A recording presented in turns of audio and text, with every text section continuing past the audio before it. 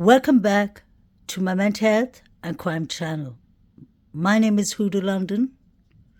This is for entertainment purpose only. This is the case of the Idaho quadruple murders that took place on the 13th of November, 2022. I'd like to thank all my viewers, subscribers for your support, for your kindness, respectful comments. I really do appreciate that. May the correct justice be served for these 4 victims. No boundaries. And these murders have shaken us to our very core. Let's face it, Moscow police knew right away they were in over their heads and immediately called for help. We have 25 plus investigators working this case, as well as assistance from the Federal Bureau of Investigation and the Idaho State Police.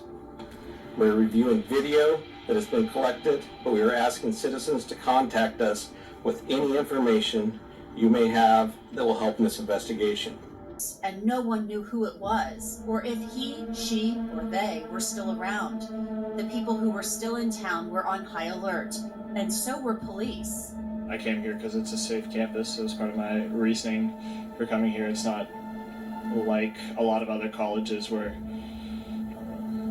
a lot of people are out at night and it's really like a really dangerous urban area. It's kind of out in the middle of nowhere. Before Christmas, in downtown Moscow, just the sight of a police car made you wonder, did they find him? Police cars certainly drew our attention one afternoon. Around Christmas in 2022, a couple of us here at Law and Crime were hearing that the investigation was intensifying. There had been some kind of break in the case with an arrest possibly coming. It could be days or it could be weeks, but officially, we couldn't get a confirmation. Things in the investigation, at least publicly, were quiet, almost too quiet, but it was Christmas time. Then on December 29th, Moscow Police Chief James Fry posted a video message. We've received over 19,650 tips. We want to thank the community for all their help and thank everybody across the nation for the help that they've given us. At that moment, the public didn't know that Chief Fry was keeping a big secret. An arrest was just hours away, so that thank you to everyone across the nation for their help seemed to take on new meaning the very next morning. A man has been arrested in the Poconos in connection with the murders of 4 college students in Idaho. His name? Brian Koberger, a 28-year-old PhD student home for the holidays with his family in Pennsylvania. The FBI and state police surrounded the house owned by Koberger's parents early that morning. Mr. Koberger was taken into custody without incident. The scene was turned over to the FBI Evidence Response Team for processing. The neighborhood in the Poconos was effectively shut down as police searched the house and seized Koberger's white Elantra. I can share with you that he is a graduate student at Washington State University and has an apartment residence over in Pullman. Pullman is just a 10-minute drive from King Road, yet Koberger was taken into custody 2,500 miles away. Prosecutors and investigators might have their man in custody, but that didn't mean they had all of the answers they wanted. You all now know the name of the person who's been charged with these offenses. Please get that information out there. Please ask the public, anyone who knows about this individual, to come forward. Call the tip line. Report anything you know about him to help the investigators and eventually our office and the court system understand fully everything there is to know about not only the individual, but what happened and why. There really wasn't much information about Brian Koberger on social media, but what could be found raised more questions. The day of Koberger's arrest, I found an Instagram account in which he appeared to follow Maddie Mogan and Kaylee Gonsalves. The account appeared authentic. He followed others with the name Koberger. Law enforcement won't comment on the authenticity of the account because of a gag order. That account was later removed. Then there was the survey directed to ex-cons posted on Reddit, asking questions such as, how did you feel when you committed a crime? How did you travel to and enter the location that the crime occurred? And why did you choose that victim or target over others? I don't think a degree in criminal justice helps anyone get away with murder. Josh Ferraro was in biology class at DeSales University in Pennsylvania with Brian Kohberger.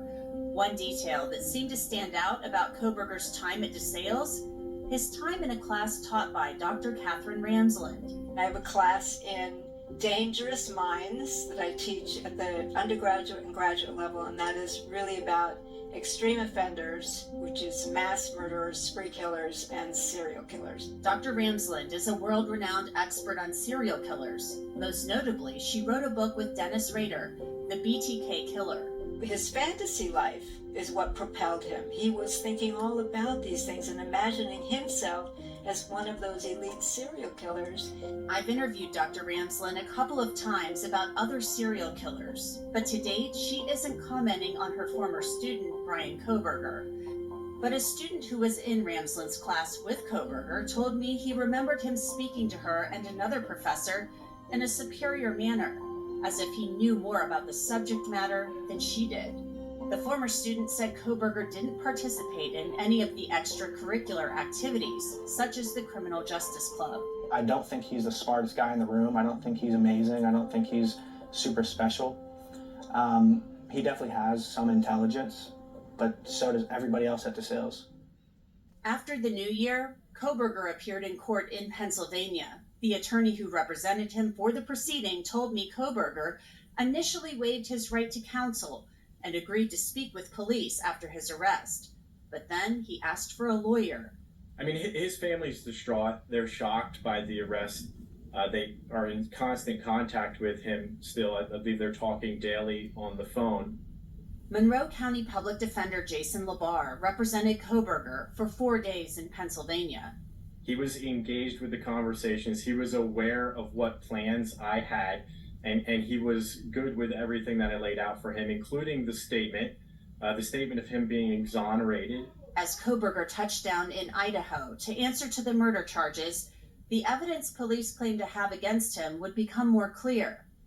A probable cause affidavit described a detective finding a tan leather knife sheath stamped K-Bar USMC on it, next to Maddie Mogan's body. That's how police knew what the murder weapon was. Testing of the sheath revealed a single source of DNA from a male on its snap. The affidavit said agents pulled trash from the home of Kohberger's parents and found it was a 99.9% certainty the DNA on the sheath came from someone who was the biological son of the person whose DNA was found in the trash, meaning Brian Kohberger's father. That revelation raised questions. How did investigators know where to look for Kohberger's DNA? Genetic genealogy was created by the citizen scientist community. It didn't come from traditional science or academia or forensic science. C.C. Moore is a pioneer in the field of genetic genealogy, where DNA and genealogy have been used to crack cold cases. Think the Golden State Killer in California. Genetic genealogists like Moore take a DNA sample and use databases to build family trees. We are typically working with a dozen matches, 24 matches, even more. And we're trying to connect to multiple branches of someone's family tree. And that is where we're able to really narrow it down. We later learned the FBI worked with Othram Labs to develop the profile that led to Kohberger. For instance, in this case, if they were able to connect matches to his father's side and his mother's side, that would have led them directly to him. We also learned more from body camera footage. On December 15, 2022, Brian Kohberger and his dad were on the move, driving from Washington to Pennsylvania. Hello, how you doing? How y'all doing today? Good. At this point, it doesn't appear that Brian Kohberger was on law enforcement's radar, at least not officially. That would happen about a week later. He was right up on the back end of that van, pulled you over for tailgating. Is this your car? Okay. Jason Labar told me that Kohberger and his dad making that long drive from Washington to Pennsylvania for the holidays was a trip that had been planned months in advance. Hours, days. Well, almost a day. That deputy let the Kobergers go with a warning, but 8 minutes later,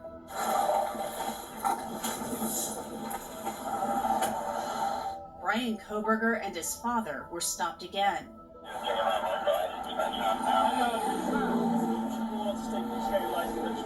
The FBI would later say that those 2 traffic stops in Indiana had nothing to do with the murder investigation in Idaho. Hello, I am Officer Lemangus. Stops being audio and video recorded. Koberger actually has a history of being pulled over. Just 1 month before the murders, a Washington State University officer stopped him. Think you know why I stopped you? You were in the red light. What actually happened was I was stuck in the middle of the intersection. Yeah, so I was behind you the whole time. Yeah. We later found out that Koberger had actually tried to get an internship at the Pullman Police Department that fall. He said in his application he wanted to help rural law enforcement agencies better collect and analyze technological data. He didn't get the job. Pullman police won't say why, and the department will not release his application. Koberger was a PhD student in criminology at Washington State University and a teaching assistant. Following his arrest, police searched his office in Wilson Short Hall. Some students described him as a harsh grader.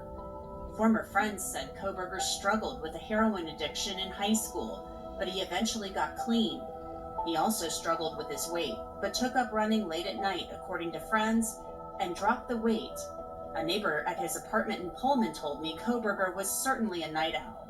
We heard, we heard loud sounds during the night, many times. Like clean the floor, sometimes vacuum. It's very loud sound. Moscow police said the night of the murders, Koberger was definitely up late. His cell phone records showing he left his apartment at 2:42 a.m. His car spotted by several surveillance cameras driving toward Moscow.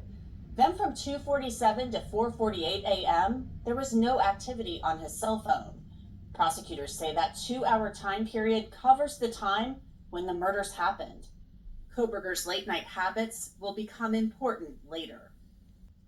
Brian Christopher Koberger has gone to DeSales University in Pennsylvania. He studied even under Dr. Ramsland, who's written a couple of books about serial killers and mass murderers.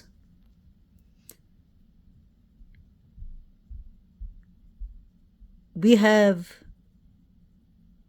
an educated man called Brian Koberger who has taken lessons and has a master in crime and justice, a psychology degree in bachelor's, and he was doing his PhD a semester in Washington Pullman.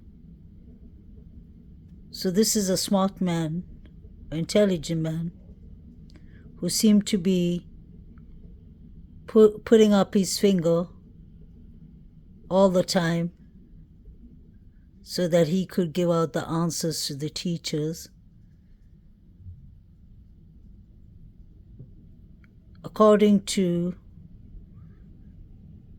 former classmates of Brian Koberger, they all said that he was intelligent. And he was a teacher in Pullman for the undergraduate students. Look at this picture. This is one of the things that he was learning about crime scenes. So if he planned or pre-planned this horrific quadruple murders, he would have been planning how to get into the house, come out of the house without anyone noticing, and especially how to leave the crime scene behind. How he should leave it behind without leaving a knife sheath behind. Let's not forget that there was no blood evidence or any DNA evidence found in Brian Koberger's car, office, or apartment, his flat. Nothing was found. There were hair strands of a dog and a couple of other things that were found in his house, but there wasn't any blood evidence or any evidence, so far that we know of. So how come nothing was found? There's nothing connecting Brian to these girls and to the victims, the 4 victims. And if there's nothing connecting him to the 4 victims, then obviously there's no motive. And if there's no motive, then the crime doesn't point out to him directly. This is a case full of reasonable doubts. We all together can point out so many things that is not right in this case. Obviously, a lot of the evidence in this case and statements are all under gag orders, so we wouldn't know yet. But coming back to Dr. Ramslin, she's one of the best. She's written books on serial killers like BTK,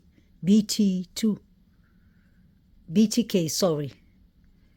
So this woman has high knowledge. She's a professor. I believe that Brian Christopher Koberger could have been a student when he was doing his psychology. I'm not sure. Or maybe crime and justice. Yes, crime and justice, his master's.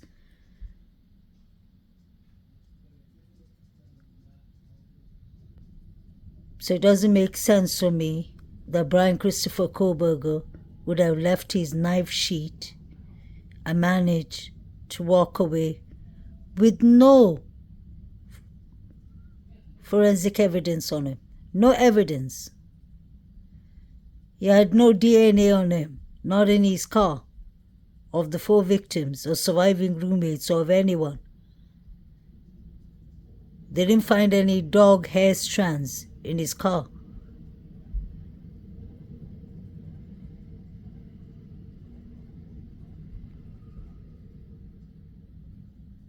But I do understand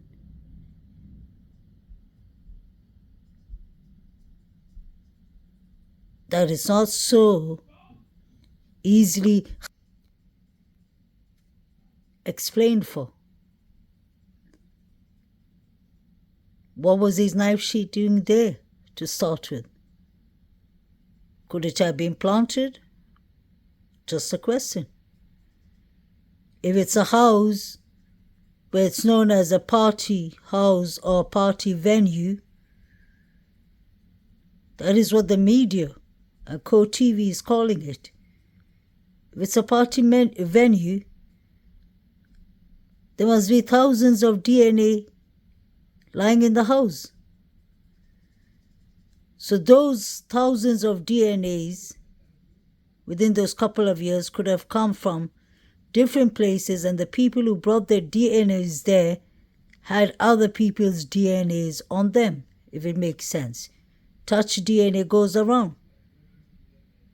So somebody who could have come and partied in that house could have known Brian Christopher Koberger. And she could have given a hug, or he could have given a hug to Brian Koberger, shaked his hand, and then gone and partied in 1122 Kings Road.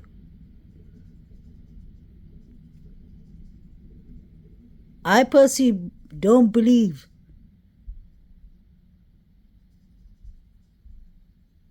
that knife sheet belongs to Brian Christopher Koberger.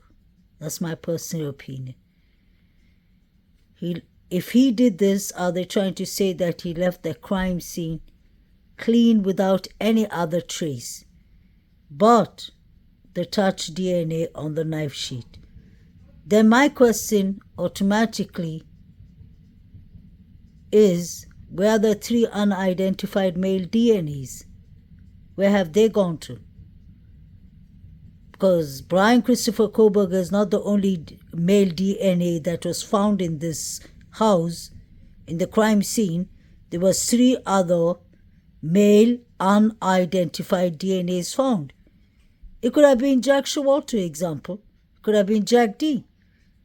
It could have been the Sigma Chi boys. It could have been Inan Hush, allegedly. It could have been anyone. We don't know who goes into that house. We don't know who comes out of that house. We don't know who overnights in that house and sleeps over. We don't even know where Hunter was. Hunter Johnson, when the 911 call was made. Where did he come from? All we know is that he came to the house. The girls called him. Okay, they called him. He could have been in the ground floor. He could have been in the vacant room. He seemed to have always been opening the door for the police.